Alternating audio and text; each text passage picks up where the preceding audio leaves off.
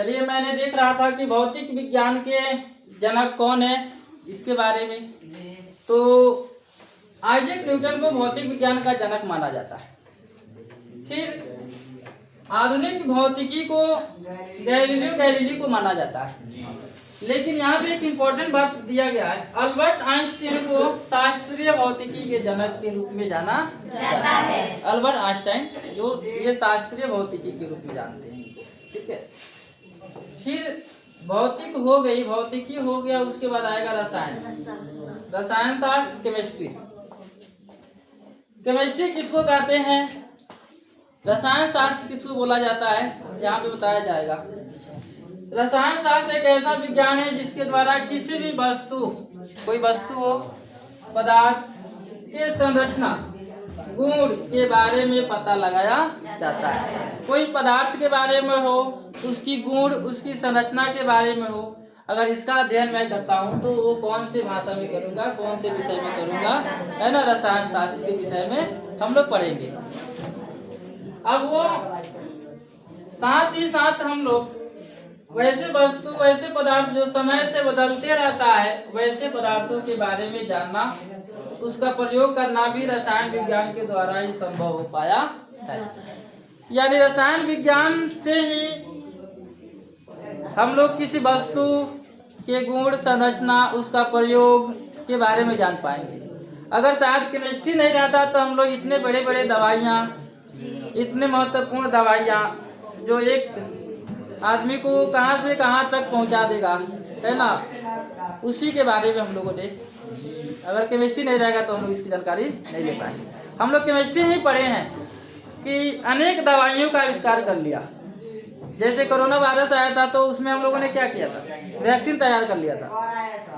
Vaccine तैयार कर लिया था और वो वैक्सीन हम लोगों के शरीर में लगा तो फिर हम लोग उससे क्या हो गए, सुरक्षित हो गए। तो ये मानव जीवन के लिए बहुत उपयोगी है।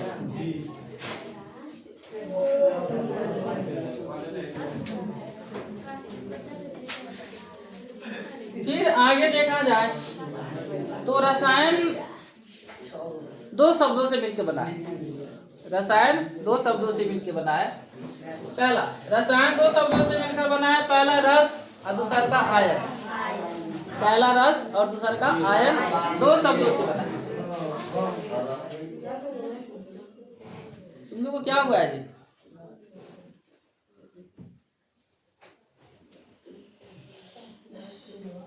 रसायन सब दो शब्दों से मिलकर बना है, जिसका मतलब है रस, और पहला रस और दूसरा आयन, जिसका मतलब होता है वैसा वस्तु या पदार्थ जो रस से भरा हो, उसके द्रव के बारे में अध्ययन करना, उसके घटनाओं के बारे में अध्ययन करना क्या कहलाता है, रसायन विज्ञान कहलाता है। यानी कहा जाए कि जो वस्तु बना है उसकी गुण संरचना के बारे में देखते हैं, लेकिन यहाँ पे आपका मतलब ये बताया जा रहा है, रस का मतलब बताया जा रहा है ना।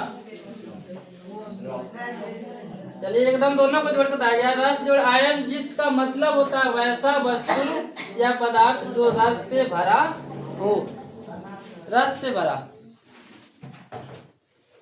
उसी के बारे में हम लोग पढ़ते हैं, तो वो रसायन शास्त्र के अंतर्गत आता है। फिर आगे रसायन विज्ञान के जनक कौन है, रसायन विज्ञान के जनक कौन है ना, इसकी बात आती है तो हम जानते हैं रसायन विज्ञान के जनक एंटोनी लेवोजियर को माना जाता है।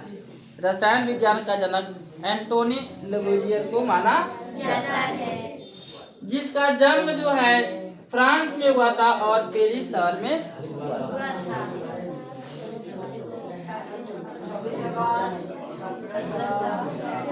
चलिए बात नहीं बोलिए। अब आता है लास्ट, ये जीव विज्ञान है। लास्ट जीव विज्ञान, जीव विज्ञान किसे कहते हैं, जीव विज्ञान की परिभाषा, विज्ञान का तीसरा सबसे महत्वपूर्ण अंग जीव विज्ञान है, जिसको अंग्रेजी में बायोलॉजी के नाम से जाना जाता है।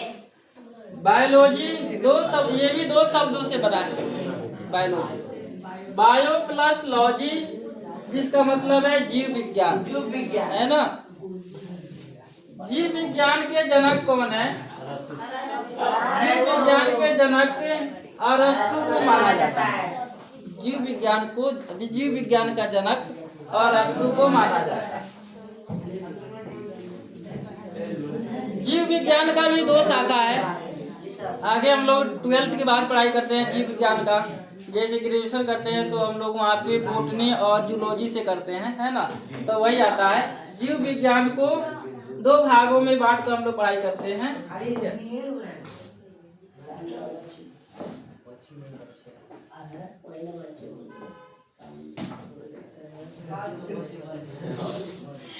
चलिए देखिए, पहला जीव विज्ञान को 2 भागों में बांटा मैंने। तो पहला है जंतु विज्ञान, जिसको अंग्रेजी में जूलॉजी कहते हैं। जीव विज्ञान का यह भी एक भाग है जिसको जंतु विज्ञान कहते हैं, जिसमें दुनिया के जितने भी जीव हैं उनके बारे में अध्ययन किया जाता है। जीव विज्ञान जो है, दुनिया में जितने जीव हैं उनके बारे में अध्ययन करूंगा, वह जंतु विज्ञान कहा जाएगा। ठीक है। जंतु विज्ञान के पिता कौन है? अरस्तु। जंतु विज्ञान के पिता अरस्तु हैं, है ना।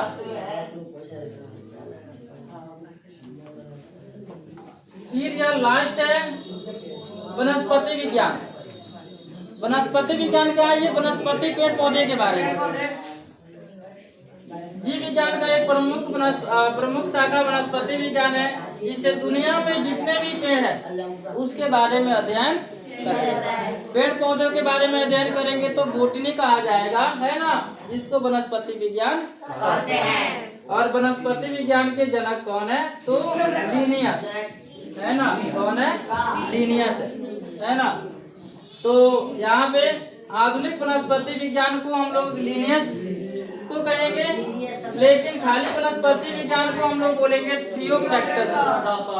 वनस्पति विज्ञान खाली देगा तो थियोफ्रैक्टस को बोलेंगे, और आधुनिक वनस्पति विज्ञान देगा तो किसको बोलेंगे? लिनियस बोलेंगे। इस तरह से हम लोगों ने आज के क्लास में कुल विज्ञान का परिभाषा, विज्ञान की शाखा, विज्ञान के कौन कौन से भाग है और उनके जनक कौन है, ये सब विषयों के बारे में जानकारी लिया है।